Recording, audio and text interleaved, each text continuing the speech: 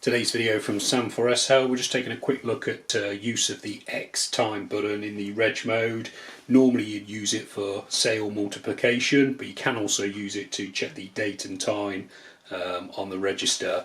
So the standard operation would be 10 X time and then a certain preset PLU, and that will enable you to sell multiples of the item rather than pressing the button over and over again. What you can also do is in the reg mode and outside of a sales transaction, press X time and it will come up with the date and time as it currently is on the register. To get off that screen, you simply press clear and you turn back to the main register mode for more sales.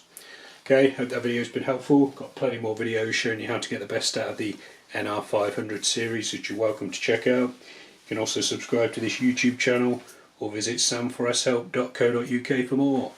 Thanks for watching.